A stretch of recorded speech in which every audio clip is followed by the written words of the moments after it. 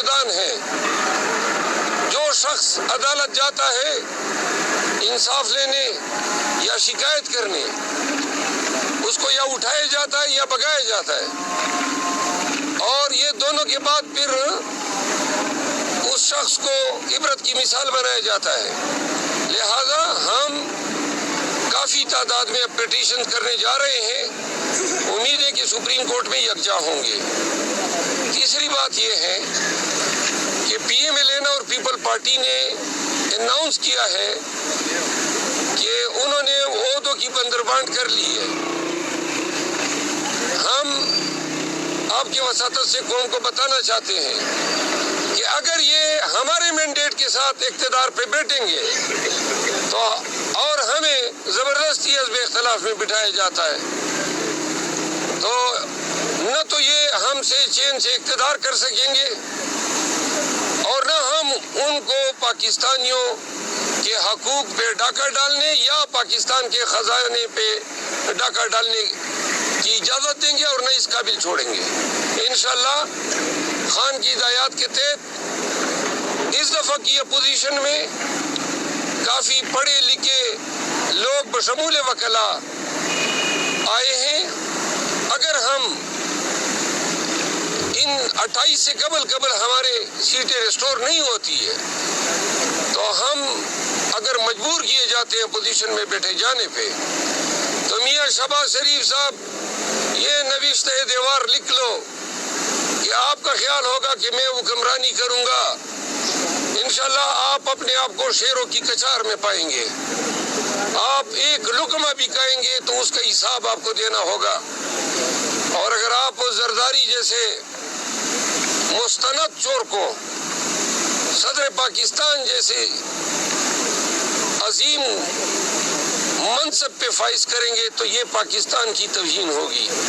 پاکستانیوں کو یہ واضح پیغام دیا جاتا ہے کہ خان نے تلقین کی ہے کہ ڈٹ کے کھڑا رہنا ہے.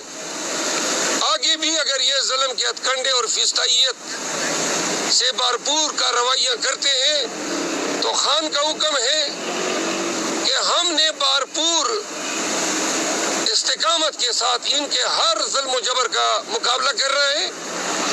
آپ سب کو یہ بھی واضح کر دیں کہ پاکستان تحریک انصاف اور ہمارے بانی chairman Imran Khan Bushra be be کے ساتھ روا رکھے گئے سلوک پہ انتہائی رنجش میں مبتلا ہیں.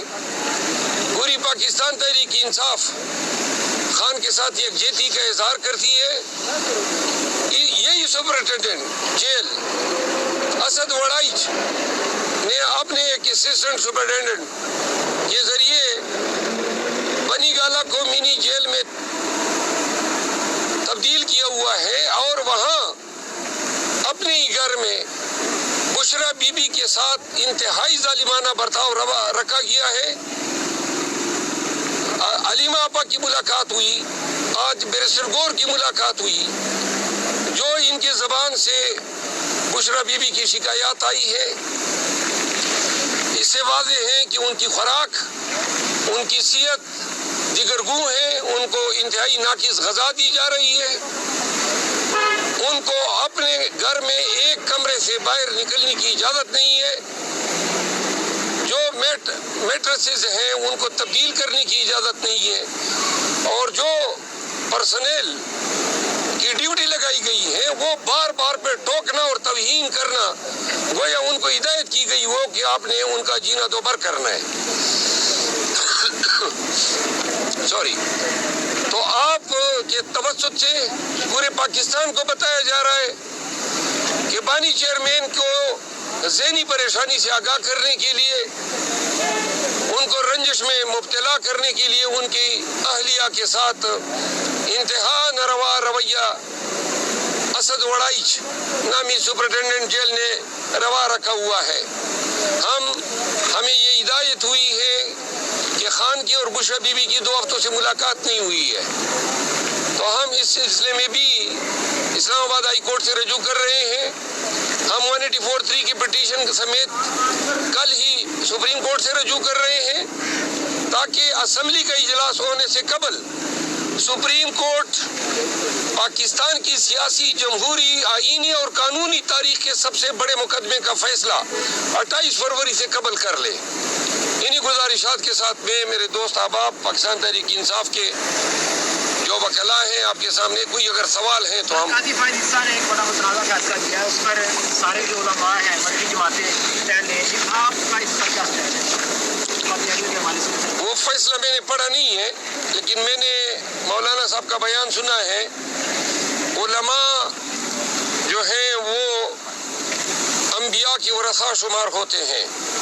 अगर हमारे जय्यद उलमा इकराम जो हैं उन्होंने काजी फाइज ईसा की इस फैसले को मुस्तरद किया है, जहाँ तक मैंने सुना है, मैं चूंकि वकील हूँ, फैसला देखने के बाद मैं कोई कमेंट कर सकता हूँ, लेकिन जो सुनाई बात है वो ये है कि उन्होंने कादियानियों को अपने मजहब की तरवीज या तबलीग करने की इजाज़त दी है। ऐसा कोई मैंडेट सुप्रीम कोर्ट के पास नहीं है। न सुप्रीम कोर्ट ऐसे फैसले कर सकती है जो आइन से मुतसादम हो।